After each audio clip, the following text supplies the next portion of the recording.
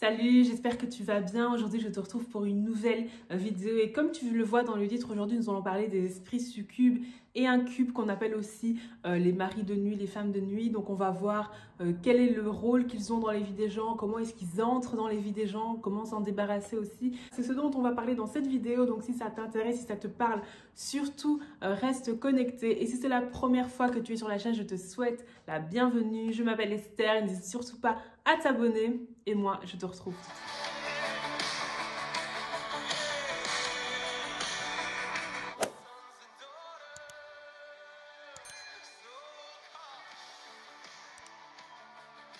Donc, lors de la dernière vidéo, nous avons parlé de la ville de Sodome. Nous avons vu à quel point les villageois de la ville étaient assez particuliers. Comment est-ce qu'ils sont allés devant la maison de Lot? Comment est-ce qu'ils ont demandé à Lot de le faire sortir les deux personnes qui étaient arrivées chez lui? Et leur but, c'était véritablement de coucher avec ces personnes-là. Donc vraiment d'avoir des sortes de relations sexuelles à plusieurs. Donc qu'on pourrait aujourd'hui appeler d'orgie, voire même de viol collectif si le but c'était que ce ne soit pas consenti. Alors on a vu que Sodome, c'est de là qu'est venu le mot sodomie, qui concerne donc le sexe anal. Et on a vu à quel point les gens qui ont fait ça dans la ville de Sodome, c'est parce qu'il y avait vraiment cette conscience collective qui faisait qu'ils avaient tous un peu le même système de pensée, la même façon de voir les choses. Ils étaient tous d'accord en fait de se dire que ok, c'est tout à fait normal d'aller chez Lot, de frapper chez lui, de lui demander de nous faire sortir ces deux personnes-là et de coucher avec. Il y avait vraiment cette conscience collective qui était vraiment très forte dans la ville de Sodome. Et aujourd'hui, en fait, on va voir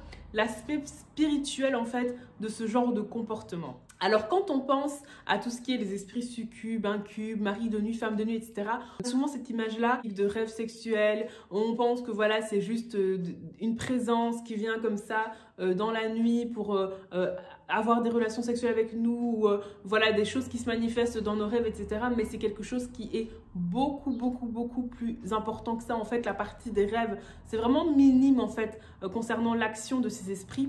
Et c'est vraiment ce dont on va discuter dans cette vidéo. Alors les esprits succubes et incubes, donc succube pour le féminin et incube pour le masculin, c'est exactement le même esprit, mais qui va fonctionner différemment en fonction du fait qu'il ait affaire avec un homme ou avec une femme, mais c'est exactement le même esprit. Il faut comprendre que ces esprits agissent en fait sur base du principe du mariage qu'ils ont totalement corrompu. Alors la Bible nous dit dans Romains 7, versets 1 à 3, « Ignorez-vous frères, car je parle à des gens qui connaissent la loi, que la loi exerce son pouvoir sur l'homme aussi longtemps qu'il vit. Ainsi, une femme mariée est liée par la loi à son mari tant qu'il est vivant. Mais si le mari meurt, elle est dégagée de la loi qui l'a liée à son mari. Si donc du vivant de son mari, elle devient la femme d'un autre homme, elle sera appelée adultère. Mais si le mari meurt, elle est affranchie de la loi, de sorte qu'elle n'est point adultère en devenant la femme d'un autre. » Ici, en fait, on voit que le mariage crée un lien et c'est vraiment sur cette base-là, en fait, que les esprits incubes et succubes fonctionnent.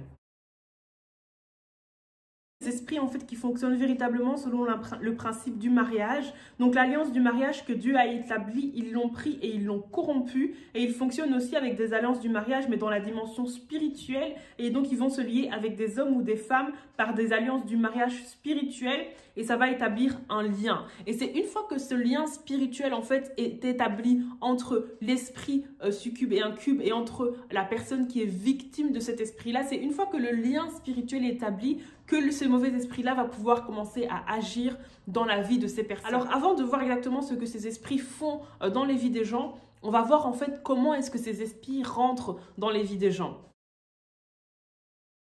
Alors, il y a vraiment trois très grandes portes d'entrée qui vont permettre en fait à ces esprits-là d'entrer dans les vies des gens. Il y a d'une part la pornographie, donc il faut comprendre que l'industrie de la pornographie a vraiment été pensée dans le monde spirituel démoniaque pour justement ouvrir la porte à tous ces mauvais esprits-là, à toutes ces déviances, etc.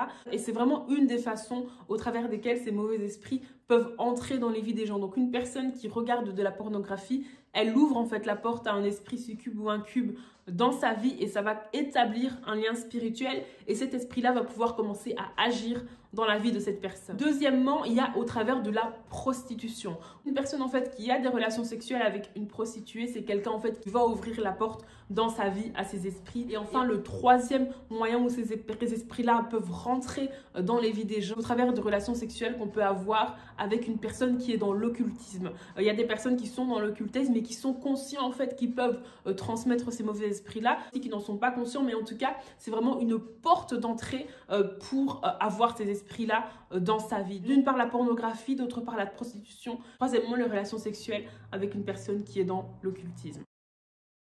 Alors, quel est le but de ces mauvais esprits? Alors, il y a vraiment trois grands buts de ces mauvais esprits-là dans les vies des gens. Le premier but, c'est de pousser les gens dans l'impudicité, dans la masturbation, dans la pornographie, etc. Ce qu'il faut comprendre, en fait, c'est que le signe du mariage, c'est véritablement la sexualité. La sexualité a été pensée par Dieu pour être le signe du mariage et pour pouvoir permettre l'épanouissement des personnes qui sont mariées, du couple marié, vont s'épanouir notamment au travers de la sexualité. Étant donné que les esprits incubes et succubes agissent en fait sur base d'un lien de mariage spirituel. Ce qu'ils vont faire en fait, c'est qu'ils vont pousser la personne qui en est victime à l'impudicité, donc au sexe en dehors du mariage. Ils vont pousser la personne à la masturbation, ils vont pousser la personne à la pornographie parce que ça va être la façon dont ce mauvais esprit-là en fait va entretenir le lien du mariage. Pourquoi? Parce que, étant donné que le signe du mariage c'est la sexualité, c'est comme ça que le mauvais esprit va tirer satisfaction dans le cadre du mariage. Et c'est pour ça en fait que très souvent les personnes qui disent que voilà j'ai un mauvais esprit dans ma vie, j'ai un mari de nu, femme de nu, etc. Très souvent ce sont des personnes en fait qui sont dans la masturbation, la pornographie, l'impudicité, etc. Le mauvais esprit va pousser la personne dans ce genre de pratique. Et ça d'ailleurs que très souvent ça va être une addiction, ça va être comme si c'est plus fort que la personne. Pourquoi? Parce que c'est véritablement le mauvais esprit qui pousse la personne dans ça, parce que c'est comme ça en fait que le mauvais esprit, comme il se considère comme étant le mari ou la femme de la personne qui en est victime, trouve en fait satisfaction dans le cadre de ce lien de mariage spirituel qui est établi. C'est pour ça que dans la société, on voit énormément de gens qui sont très à l'aise dans le sexe en dehors du mariage, très à l'aise dans la masturbation, très à l'aise dans la pornographie, etc. Ce sont des choses en fait dont les gens parlent ouvertement parce que les gens ne réalisent même pas en fait que spirituellement ils sont liés en fait et que c'est ces liens-là en fait, que c'est ces esprits-là qui les poussent dans ça. 1 Corinthiens 6, verset 18 nous dit concernant l'impudicité, fouillez l'impudicité, quelque autre péché qu'un homme commette. Ce péché est hors du corps, mais celui qui se livre à l'impudicité pêche contre son propre corps. Pourquoi est-ce que la Bible nous dit cela? La Bible nous dit cela parce que les deux personnes, au travers de l'acte sexuel, deviennent une seule chair. Il y a union des corps. Et le péché d'ordre sexuel est le seul qui implique une union des corps, une unité physique. Et ça va avoir pour conséquence qu'il va y avoir des transferts d'esprit. Voilà pourquoi la Bible nous dit que celui qui commet l'impudicité pêche contre son propre corps. Et voilà également pourquoi est-ce que les esprits succubes et incubes vont pousser les gens dans l'impudicité, parce qu'ils savent très bien qu'il va y avoir des transferts d'esprit. Mais je reviens dessus un petit peu plus tard dans la vidéo. C'est un deuxième impact que ces esprits-là vont avoir, c'est vraiment dans le cadre du mariage. Dans le cadre du mariage, ils vont vraiment jouer un rôle pour tout faire en fait pour détruire le mariage. Pourquoi? Parce que il y a un lien spirituel en fait qui est déjà créé entre la personne qui est victime et l'esprit mauvais, l'esprit incube, l'esprit succube. Si la personne n'est pas encore mariée et qu'elle se marie par la suite sans avoir été délivrée par cet esprit succube et incube, qu'est-ce que l'esprit va faire? L'esprit va tout faire pour détruire le mariage, ce qui va se traduire en fait par des problèmes de couple, etc., qui sont tout à fait d'ordre spirituel. Et si l'esprit agit dans les vies des gens alors que les gens sont déjà mariés, il va également tout faire pour détruire le mariage. Pourquoi? Parce que l'esprit estime en fait qu'il est déjà le mari ou la femme de la personne dont il est victime et donc il est contre ce mariage-là et donc veut tout faire pour détruire le mariage. Et c'est ça qui se traduit en fait par des problèmes de couple, par des mariages en fait qui ne fonctionnent mal et qui pour beaucoup en fait sont dus à la présence des esprits succubes et incubes qui viennent et qui causent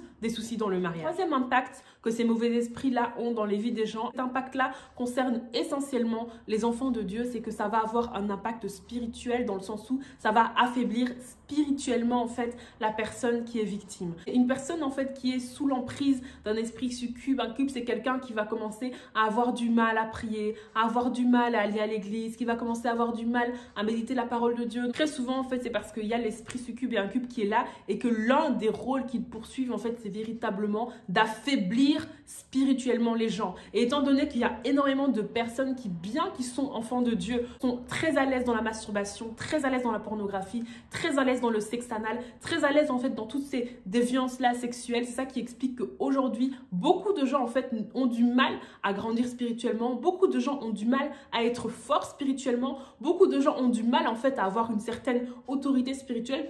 Pourquoi? Parce que les gens en fait sont totalement victimes en fait d'esprits succubes et incubes qui viennent dans les vies des gens et qui affaiblissent spirituellement les gens. Ce sont vraiment des esprits méchants, mauvais et impurs qui ont vraiment pour but de détruire les vies des gens. Et en fait, quand on comprend la dimension dans laquelle les esprits succubes et incubes fonctionnent, on comprend également en fait comment est-ce que les déviances sexuelles n'ont pas vraiment de limite. Parce qu'il faut comprendre qu'un esprit n'a pas de conscience du bien et du mal. Un esprit ne sait pas si là il en fait trop, là il en fait pas assez, etc. Il n'y a que les êtres humains en fait qui ont la conscience du bien et du mal, qui peuvent en fait se poser certaines limites. Mais un esprit n'a pas vraiment de limites. Et c'est ça qui explique qu'au niveau des déviances sexuelles, on peut entendre des fois des choses totalement folles, comme des personnes qui vont s'insérer des objets, comme des personnes qui vont aller avoir des relations sexuelles avec des animaux, comme des personnes qui, comme par exemple dans l'histoire de Sodome, qui vont tous ensemble aller réclamer deux personnes pour aller tous ensemble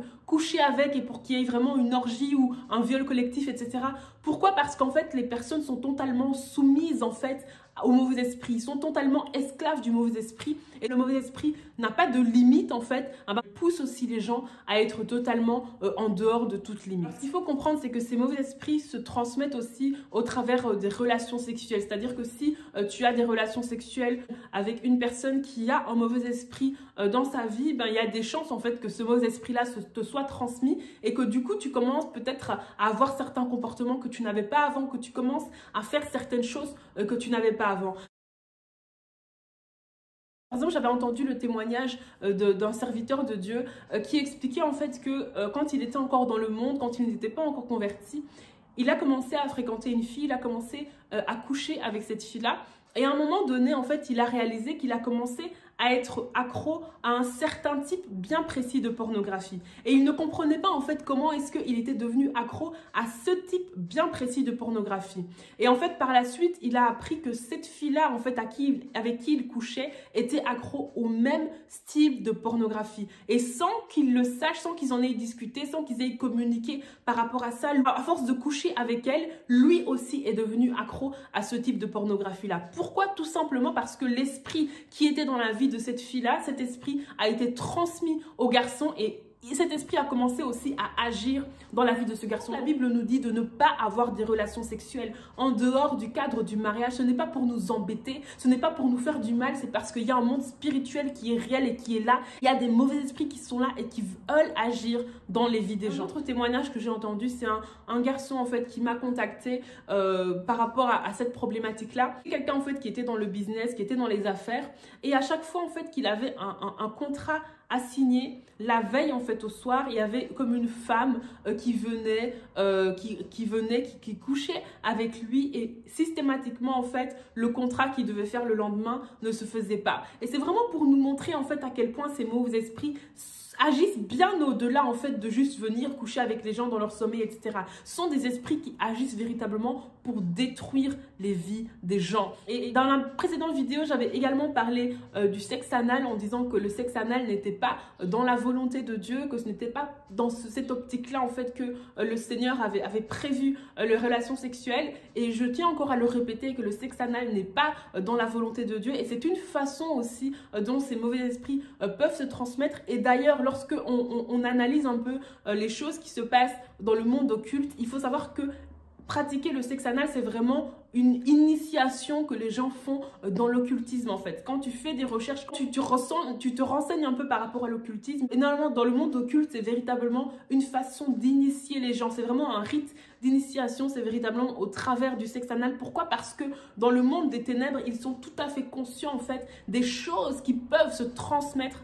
au travers du sexe anal, parce que c'est quelque chose qui ne vient pas du tout de Dieu. Dernière chose que j'aimerais préciser par rapport aux esprits succubes et par rapport aux esprits incubes, c'est qu'ils peuvent aussi se transmettre au travers de l'imposition des mains. Pourquoi? Parce que l'imposition des mains, c'est un transfert spirituel. On peut transférer des choses positives comme on peut transférer des choses négatives. Donc si quelqu'un est un responsable qui est dans la masturbation, qui est dans la pornographie, etc., de ce genre de choses et tout, et puis qui commence à imposer les mains aux gens, eh ben, il y a de très très grandes chances qu'ils transmettent en fait des esprits incubes et succubes aux personnes à qui il impose les mains, et que ces personnes-là, en fait, à leur tour, se mettent en fait à manifester certaines choses d'un point de vue sexuel dans leur vie. C'est pour ça qu'il faut faire très attention quand quelqu'un t'impose les mains. Mais toi aussi, mon frère, ma soeur, si tu sais que ta vie n'est pas en ordre avec Dieu, évite d'imposer les mains aux gens en fait. Donc j'aimerais vraiment encourager chacun à comprendre que ce sont des choses sérieuses dont on est en train de parler ici.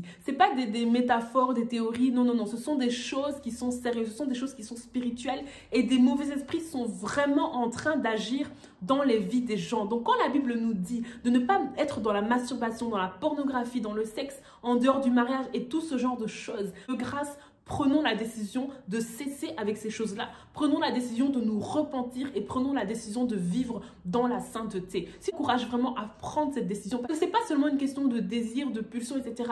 Il y a des mauvais esprits qui sont là, qui ont été libérés pour détruire les vies des gens, pour détruire les vies des gens. Ce sont des choses qui sont tellement sérieuses. Alors aujourd'hui, prends la décision de mettre ta vie en ordre. Aujourd'hui, prends la décision de sincèrement accepter Jésus-Christ dans ta vie comme Seigneur et Sauveur, de faire de lui le maître de ta vie et de renoncer en fait à toutes ces mauvaises voies, de renoncer à toutes ces déviances sexuelles, de renoncer à tous ces péchés sexuels et de mettre ta vie en ordre avec Christ.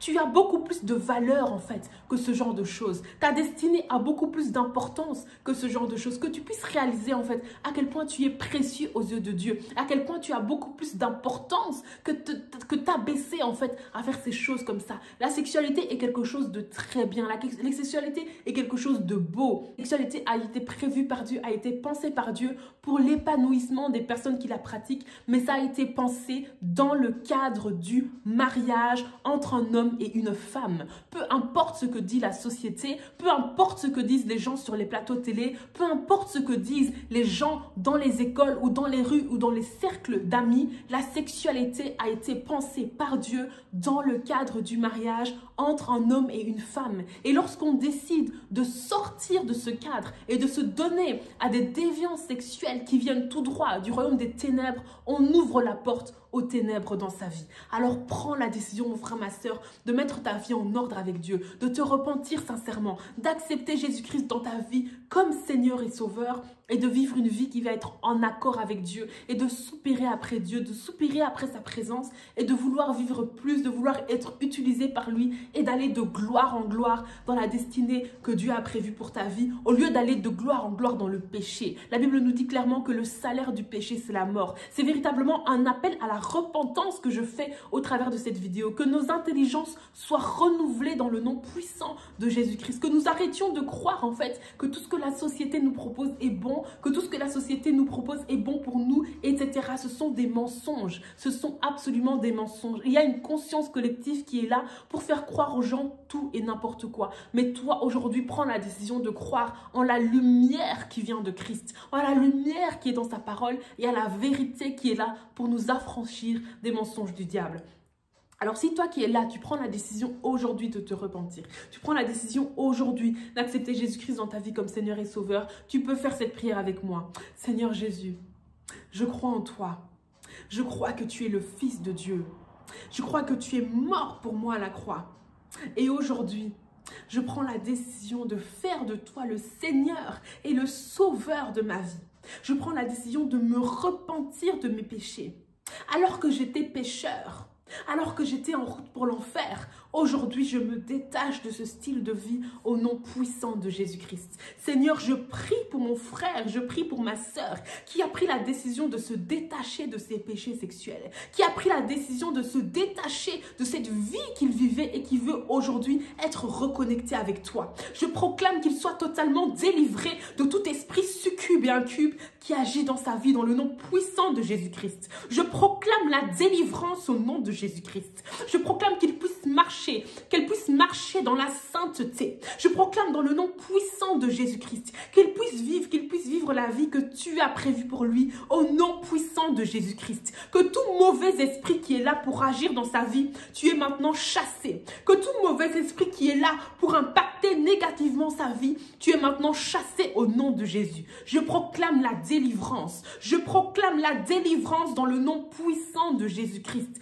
Mon frère, ma sœur, que tu sois maintenant rempli de l'amour de Dieu. Que tu puisses comprendre qui tu es. Que tu as tellement de valeur, que tu es tellement précieux. Et que tu es le fils, la fille du roi des rois, du seigneur des seigneurs. Et qu'il y a un style de vie qui est trop bas pour toi. Il y a un style de vie qui est trop bas pour toi. La masturbation, c'est trop bas pour toi. La pornographie, c'est trop bas pour toi. Le sexe en dehors du mariage, c'est trop bas pour toi. C'est trop bas pour toi. C'est trop bas pour toi. Que ce soit des vérités qui pénètrent en toi au nom de Jésus-Christ. Que le Saint-Esprit te restaure dans ton identité. Que le Saint-Esprit te restaure par rapport à la vision que tu as de toi. Que le Saint-Esprit te restaure par rapport au rapport que tu as avec ton corps dans le nom puissant de Jésus-Christ. Et que tu sois totalement libre au nom puissant de Jésus-Christ. Amen, amen, amen, amen. Vraiment que la volonté de Dieu soit faite dans ta vie, mon frère, ma sœur. Que la volonté de Dieu soit faite. Jésus-Christ est mort pour que nous soyons libres. Jésus-Christ est mort pour que nous soyons libres. Il est mort pour que nous soyons libres de toutes les ruses de l'ennemi, de tous les mensonges de l'ennemi, de tous ces mauvais esprits que Satan a libérés. Jésus-Christ est mort pour notre liberté. Tu peux être libre des péchés sexuels. Tu peux être libre des péchés sexuels et ta vie peut devenir un témoignage pour tellement de personnes. Je t'encourage, mon frère, ma sœur, à prendre la décision de vivre dans la sainteté. Je t'encourage, mon frère, ma sœur, à prendre la décision de garder ton vêtement blanc, à prendre la décision de garder ton vêtement blanc, à prendre la décision de t'éloigner du péché. Tu sais que tu t'éloignes de la volonté de Dieu, surtout ne fuis pas Dieu. La Bible nous dit dans 1 Jean 1,9, si nous confessons nos péchés, il est bon et juste pour nous pardonner et nous justifier de toute iniquité. Donc si tu sais que tu t'éloignes de la volonté de Dieu, va dans sa présence, repens-toi sincèrement et continue ta marche avec lui au nom de Jésus-Christ. Je te remercie vraiment d'avoir suivi cette vidéo jusqu'au bout. J'espère qu'elle t'a béni. N'hésite surtout pas à la partager autour de toi. C'est une thématique qui, je pense, concerne pas mal de personnes. Et moi, je te retrouve vendredi sur YouTube à partir de 20h30 où nous allons parler de l'importance de prêcher le vrai message de l'évangile, de ne pas prêcher un message qui est dilué, un message avec des angles arrondis. Et nous allons voir en fait pourquoi est-ce que de nos jours, c'est peut-être compliqué de prêcher un message de l'évangile, qu'est-ce que la Bible nous dit par rapport à ça et surtout quelle doit être notre attitude, qu'est-ce que Christ attend de nous. C'est ce dont nous allons discuter vendredi à partir de 20h30 lors du live. Donc, je t'encourage vraiment à être présent et n'hésite pas à partager l'information autour de toi. Je pense que le Seigneur nous fera du bien. Et voilà, en tout cas, merci beaucoup d'avoir suivi cette vidéo jusqu'au bout. J'espère vraiment qu'elle t'a béni. Et moi, je te retrouve très vite pour une prochaine vidéo. Bye.